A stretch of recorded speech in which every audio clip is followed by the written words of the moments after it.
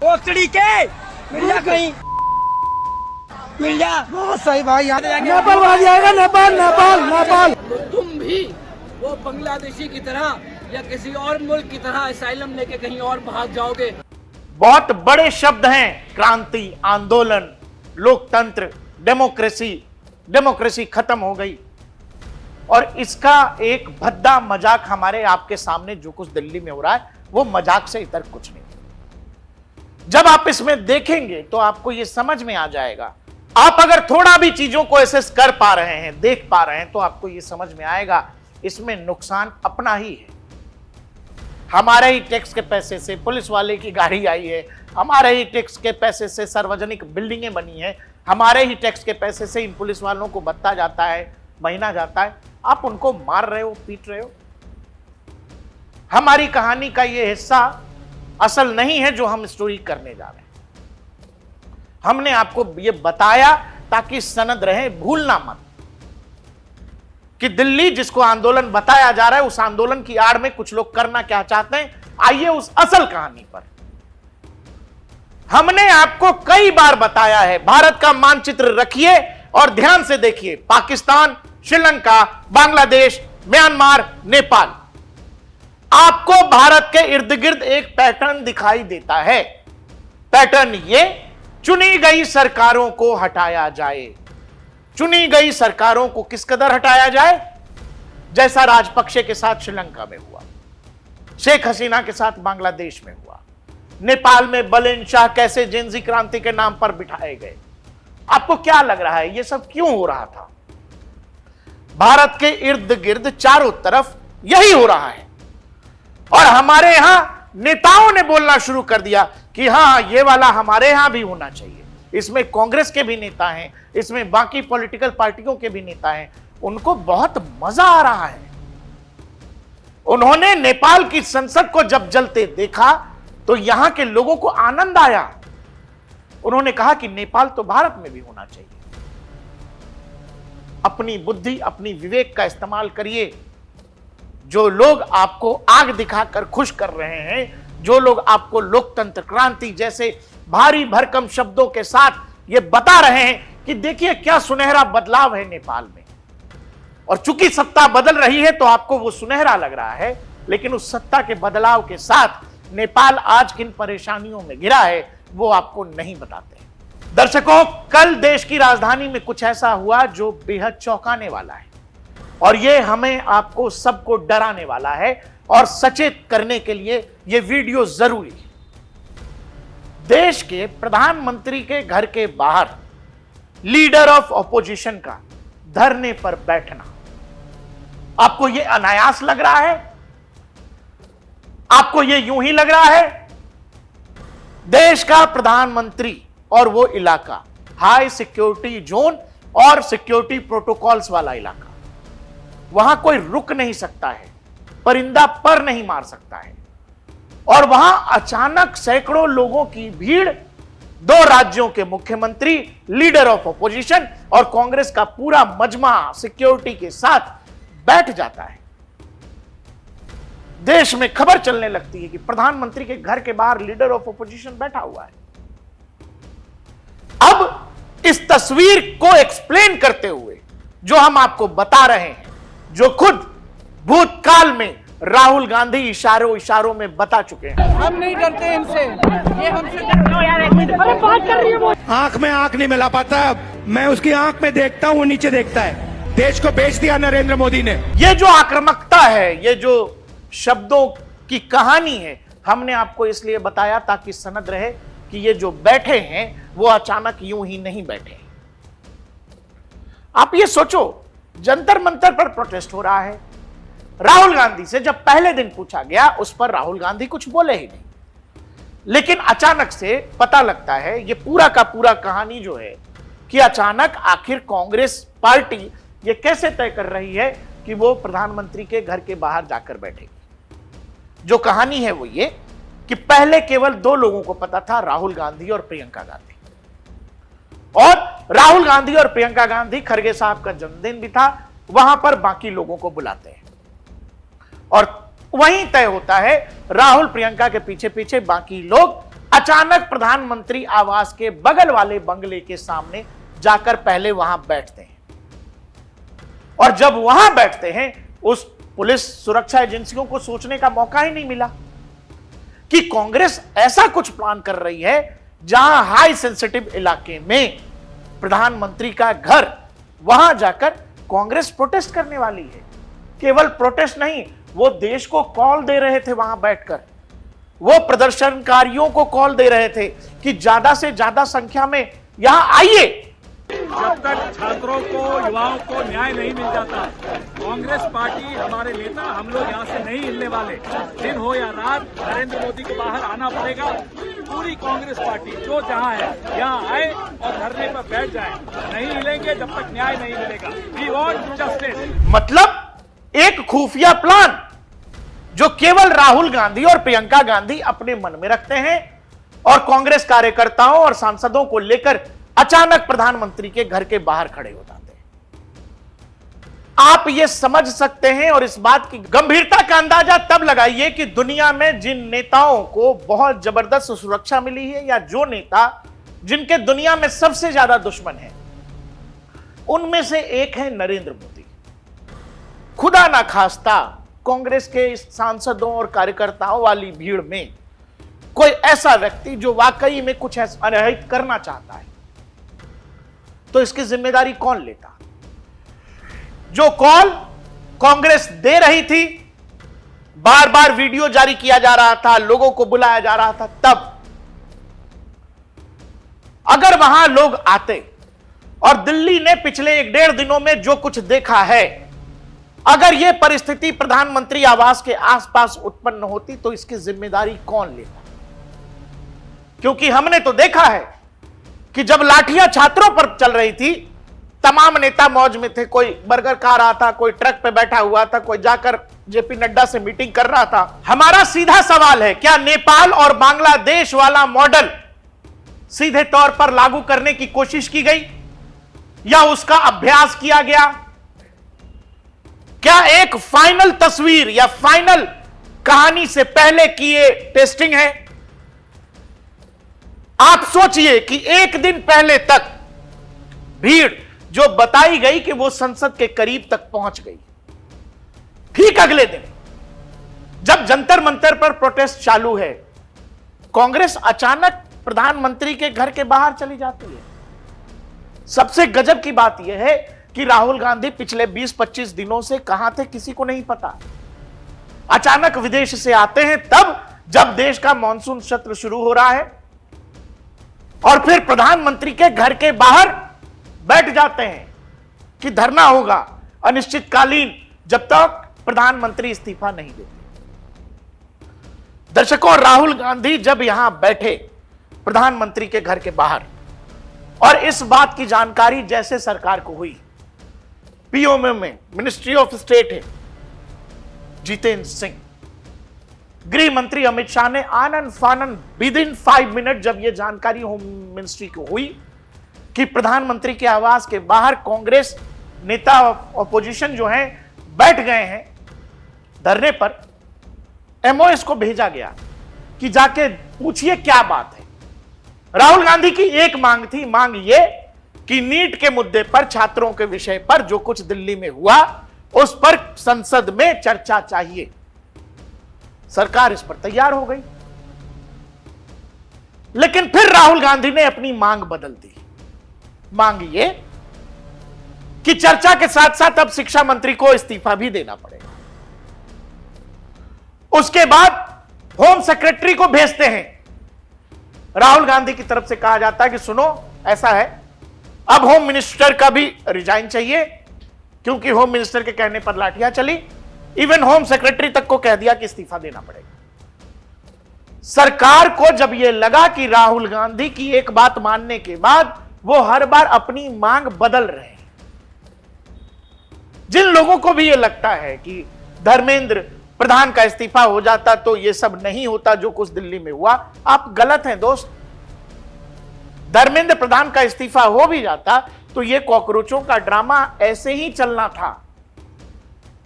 उनका नीट के बच्चों, उनके भविष्य से कोई लेना देना नहीं है।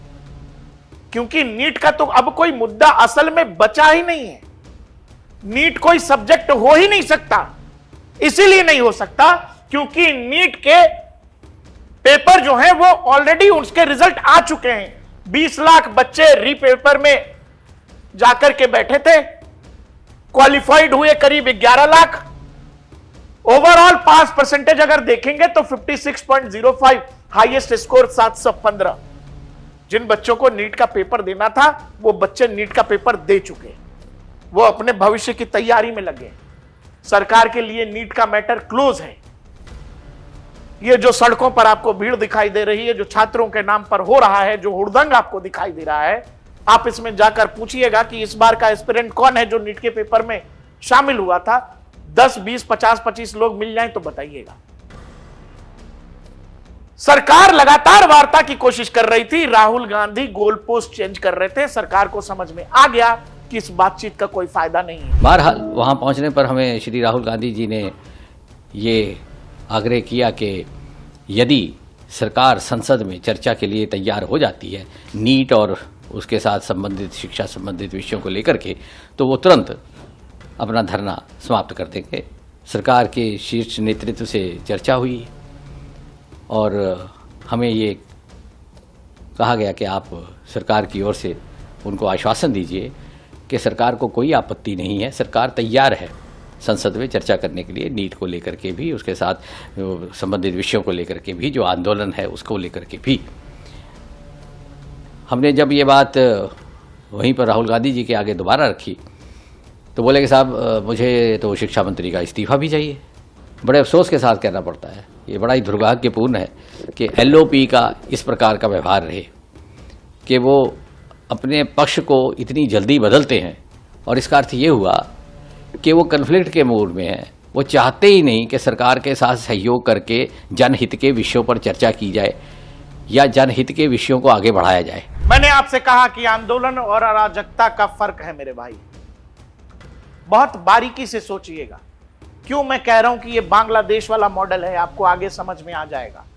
क्यों ये नेपाल वाली बात हो रही है, ये मैं कह रहा हूं, मेरे कहने पर मत जाइए। वो जो आंदोलन कर रहे हैं वो खुला कह रहे हैं कि बांग्लादेश कर देंगे, नेपाल कर देंगे। नेपाल आ जाएगा, नेपाल नेपाल नेपाल। तो तुम भी वो बांग्लादेशी की तरह या किसी और मुल्क की तरह असाइलम लेके कहीं और भाग जाओगे। राहुल गांधी प्रोटेस्ट पर भी होते हैं और उनके ट्विटर हैंडल से लगातार ट्वीट भी होता है। क्या? We have marched to PM Modi house to demand answer from him for the brutalities against the young students today.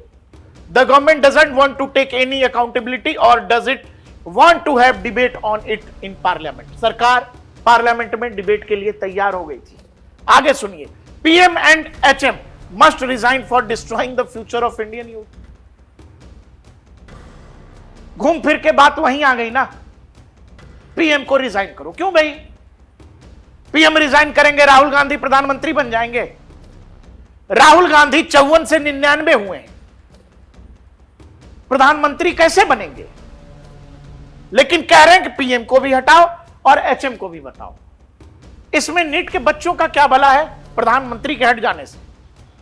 और राहुल गांधी कौन सा सिस्टम ऐसा ला देंगे जो राहुल गांधी के केरल में रहते नहीं हो पा रहा है?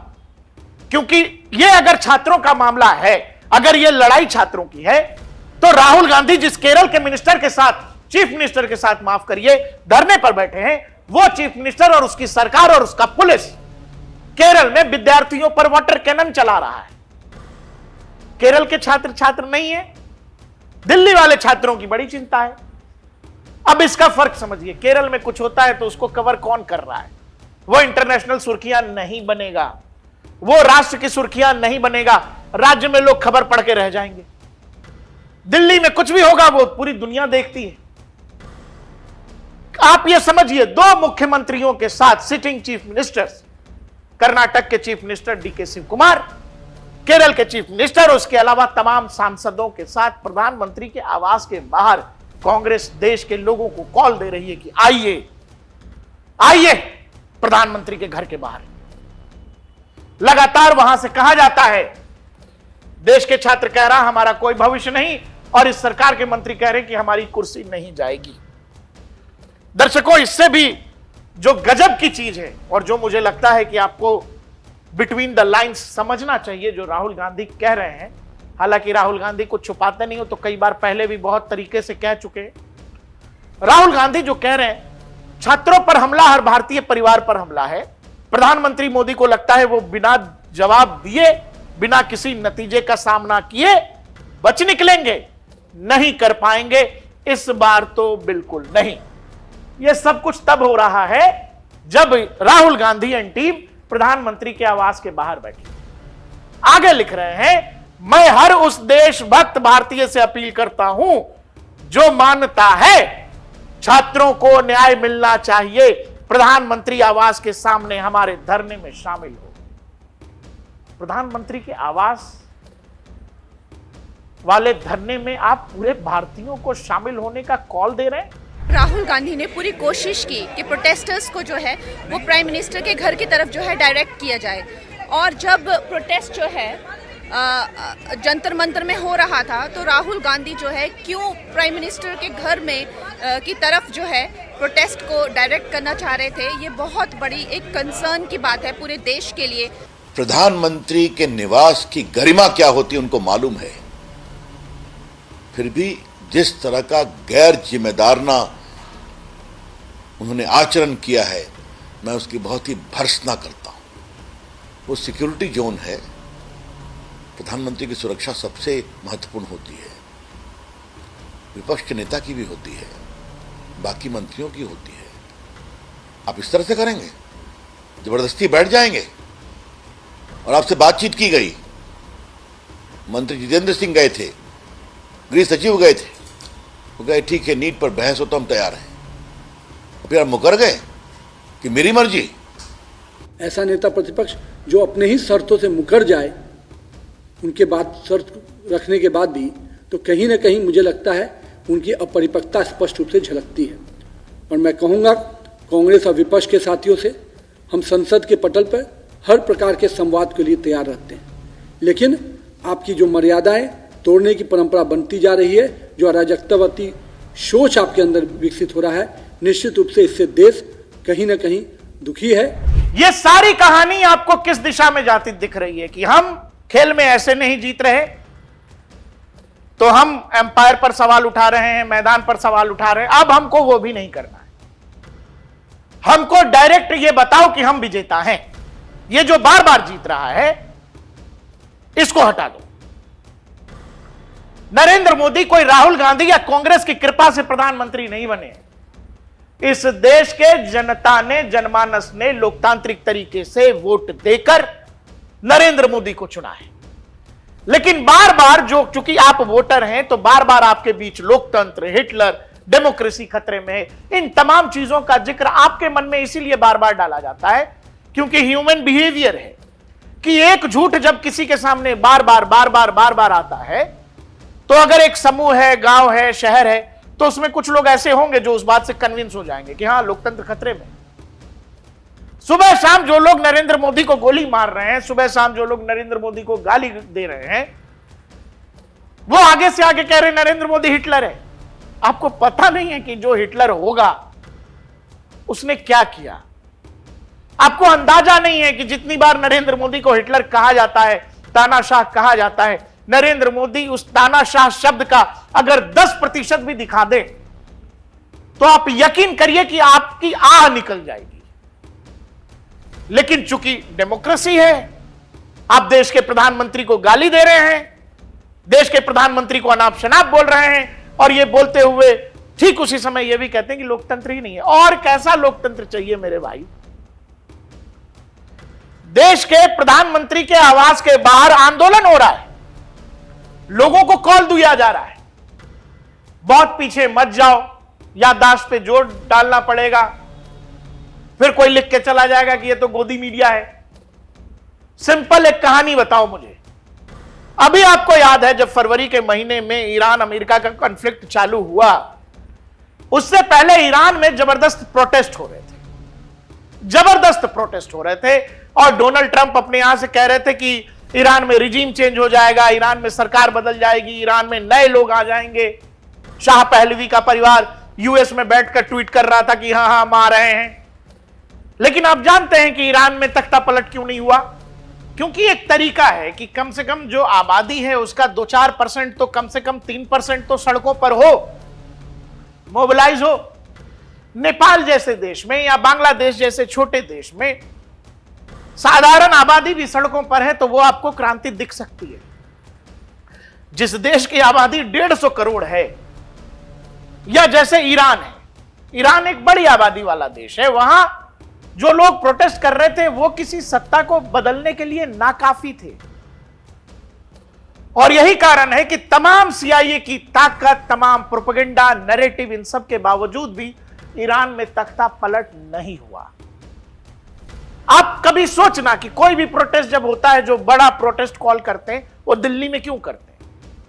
दिल्ली इसलिए क्योंकि देश की राजधानी है, यहां करेंगे तो सुर्खियां बनेंगी, यहां करेंगे तो इंटरनेशनल कवरेज मिलेगा, यहां करेंगे तो सरकार पर दबाव भी बनेगा।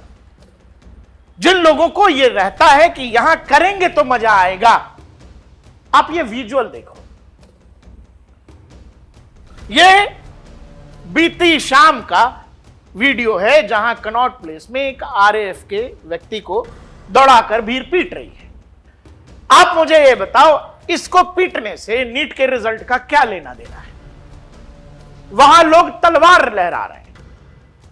अब आप मुझसे कहोगे कि ये नीट का प्रोटेस्ट है, बच्चे हैं, तो फिर आपकी आंखों का जो दूरबीन है वो ठीक करिए। ये प्रोटेस्ट तब से ही नहीं है जिस दिन अरुंधति राय आ गई, जिस दिन पॉलिटिकल लोगों की एंट्री इस पूरे खेल में होगी। और जो लोग आपसे ये कह रहे हैं कि अरे जम के हारना नहीं है, आप लोग एकदम लगे रहिए, हम एक से एक बड़े से बड़ा वकील खड़ा कर देंगे। बाबूजी, आपका अपने लिए वकील क्या हुआ था? जेल चले गए थे।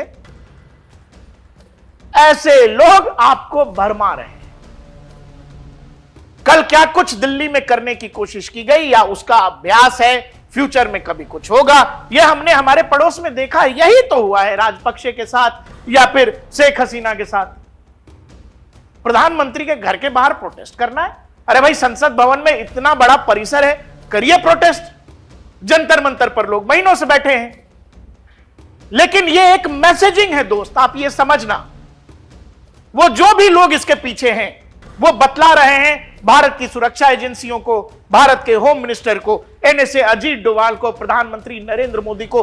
मोदी तो पहले भी बोल चुके हैं। और मैं जानता हूं व्यक्तिगत रूप से मुझे बहुत बड़ी कीमत चुकानी पड़ेगी, लेकिन मैं इसके लिए तैयार हूं।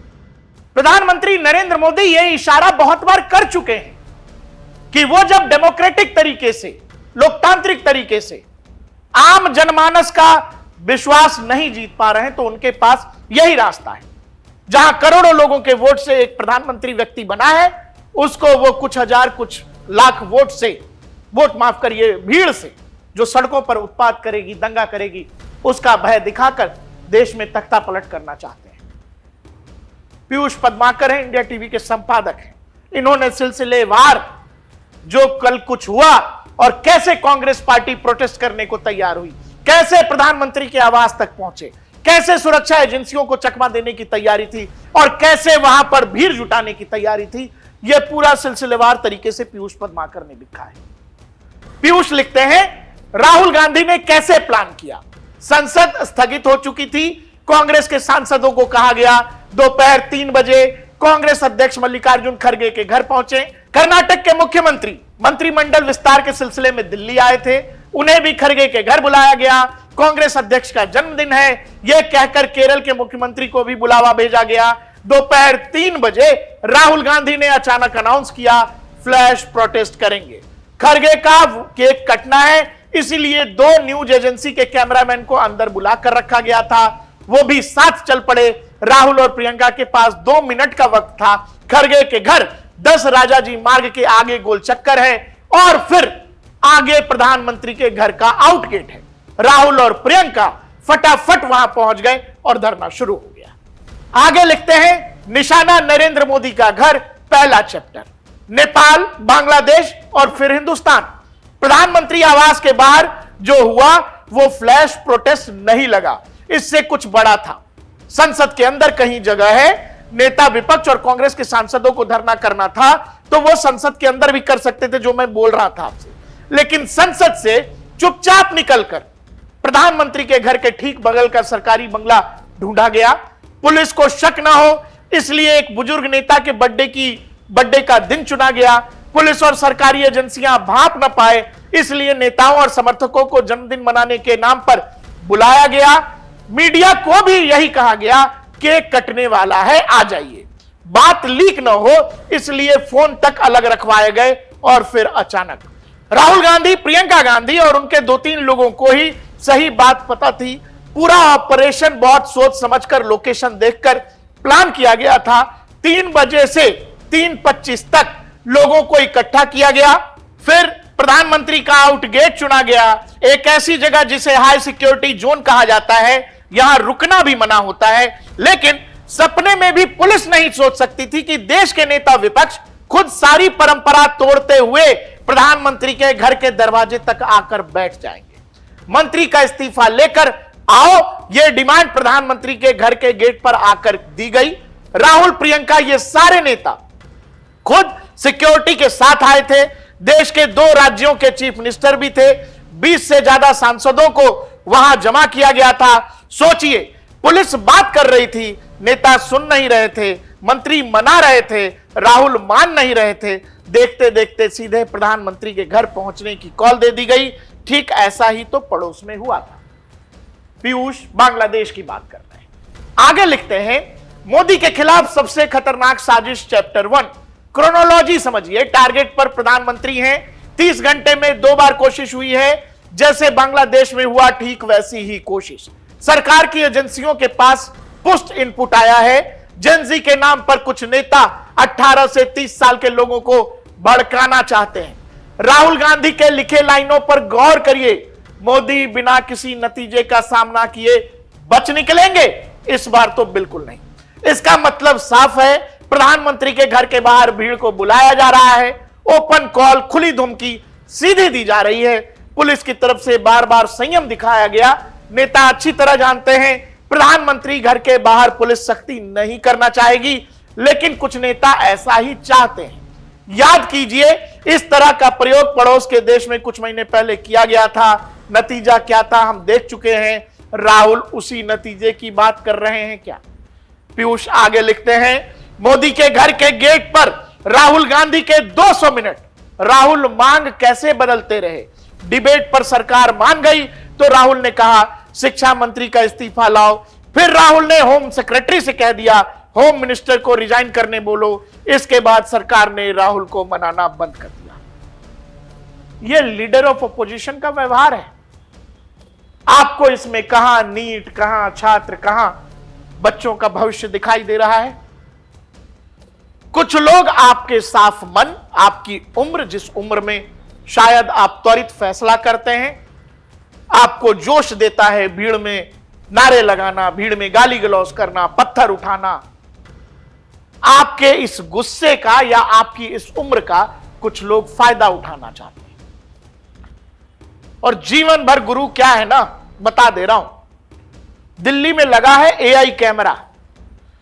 एक बार भीड़ में घुसे हो कि 20 बार घुसे हो, एक एक आदमी पहचाना जाएगा। ध्यान रखना, एक एक आदमी। फेशियल रिकॉग्निशन टेक्नोलॉजी है दिल्ली पुलिस के पास। तुम्हारा चेहरा अधूरा भी होगा तो दिल्ली पुलिस पूरा कर लेगी। और तू इंग्लैंड से भी आया होगा तो तेरे घर नोटिस तो जाएगा। और अगर उत्तर प्रदेश से होगा तो हो सकता है बुलडोजर भी चला जाए। तो बाबू जो पहुंचे थे वो आंदोलन था, क्या था अब आपके भी समझ में आ गया होगा। लेकिन उस भीड़ में अगर तुमने कुछ किया है ना दोस्त, तो नोटिस जाएगा तुम्हारे नाम से, बाबूजी के नाम से। ये नेता नहीं आएंगे तुमको बचाने जो तुमको कॉल दे रहे हैं कि आओ प्रधानमंत्री के घर के बाहर। पीयूष पटवाकर आगे लिख रहे हैं, प्रधानमंत्री के खिलाफ साजिश चैप्टर 2। पहले जंतर मंतर पर एक स्पॉट बनाया गया, फिर संसद के दरवाजे तक आकर हमला किया गया। वहां फेल हो गए तो प्रधानमंत्री के घर तक आ गए। सरकार की तरफ से 5 मिनट के अंदर मंत्री होम सेक्रेटरी को भेजा गया। राहुल गांधी की पहली मांग थी सरकार संसद में NEET paper leak, Jantar Mantar में शुरू हुए आंदोलन पर डिबेट कराए। जितेंद्र सिंह ने सीनियर मंत्री से बात की, सरकार की सबसे टॉप लीडरशिप ने 2 मिनट में हां कह दिया।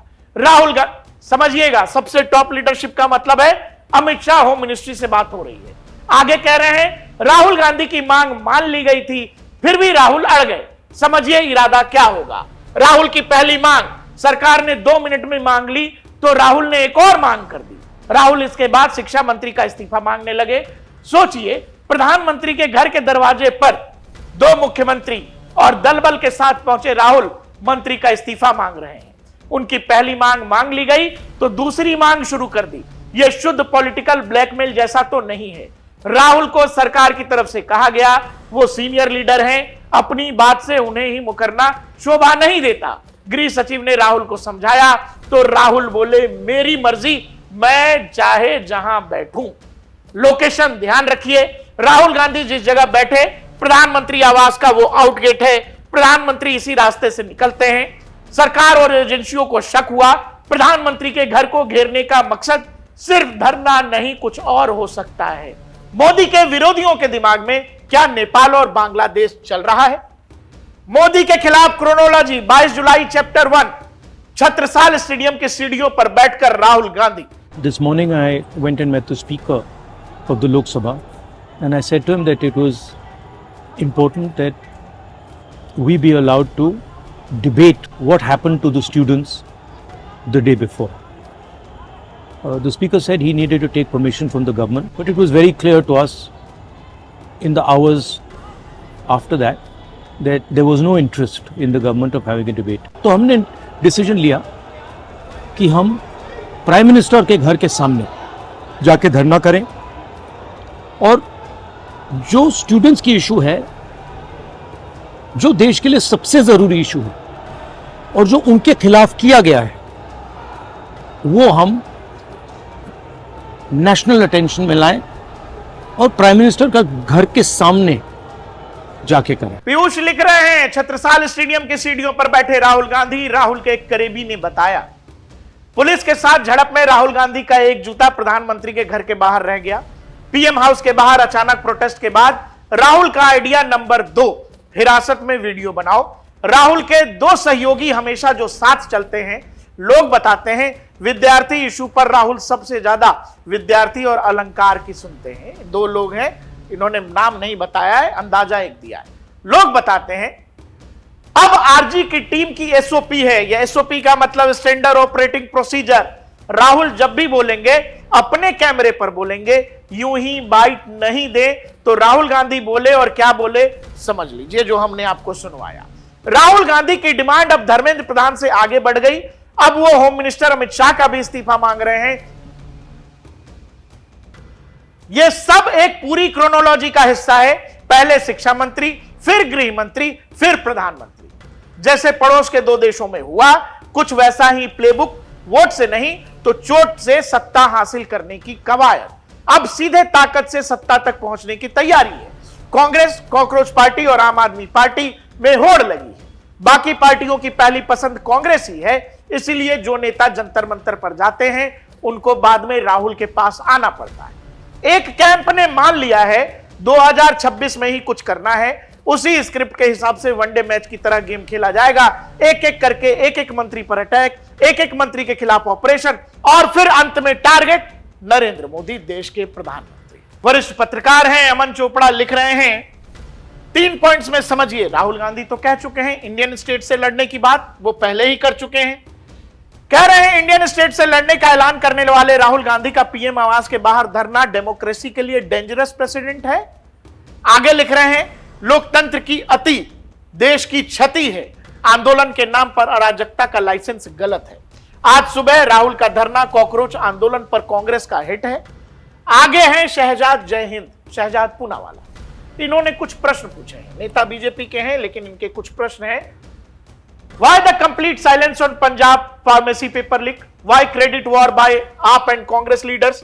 Why target journalists, security personnel and private and public property? Why political artists misleading innocent protesters? ये जो पूरी कहानी आप देख रहे हैं दोस्त, आप देखो ना, वहां पत्रकारों के साथ मारपीट हो रही है, महिला पत्रकारों के साथ बदतमीजी हो रही है, पुलिस वाले सिक्योरिटी पर्सनल्स के साथ क्या हो रहा है। देश के प्रधानमंत्री को लेकर, देश की सरकार को लेकर क्या कुछ कहा जा रहा है।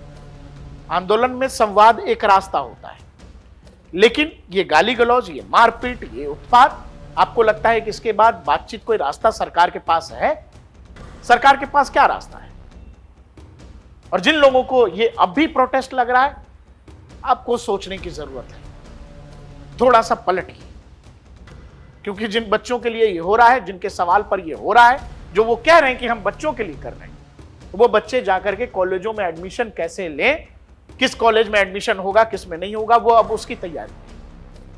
बाकी आपको लगता है कि ये वाला बच्चा नीट का टॉपर है, मेरे को मिल जाए अम्मा। सही, बहुत सही, एक नंबर। क्या मैं अकेले तेरे को गोली मार दूं?